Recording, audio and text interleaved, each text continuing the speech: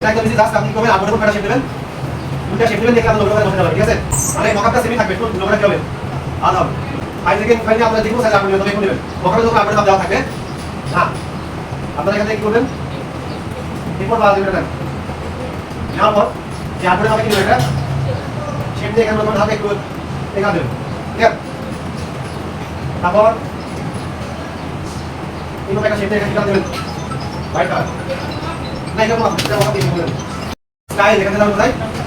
drop shadow আচ্ছা পরীক্ষাতে এত ভাবে দরকার আপনি তো অপশন ক্লিক করে এখানে করলেন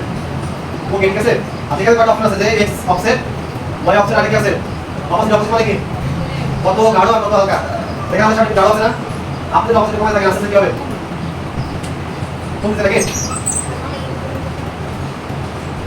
আর এক্স অফসেট আর এক্স ওয়াই অফসেট এটা কি ডান দিকে বাম দিকে বুঝলো দেখেন এটা যদি আপনি বাড়াতে কি একটা আছে না তোমার আগে যাচ্ছে নাকি এই দুটো এটা থেকে জানা হ্যাঁ মানে নাকি ওরা তার সাইডে আছে নাকি তাহলে কি করতে পারতো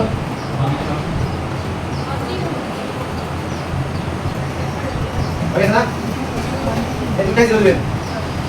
জিরো দিয়ে লাল যত বাড়াবে নাকি তত বেশি কমাবে ঠিক আছে আর লাল যত কমাবে তত বেশি কি হবে কমাবে না আর আপনি অবশ্যই যত বাড়াবেন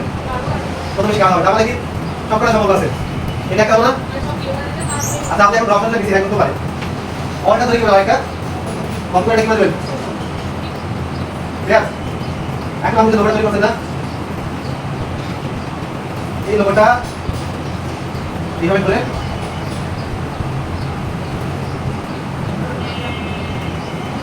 বুঝলো এটা আমি দিলাম এই লোগোটা এরকম তাই কিন্তু এই লোগোটা দেখেন এটা করতে দেখলাম বুঝলো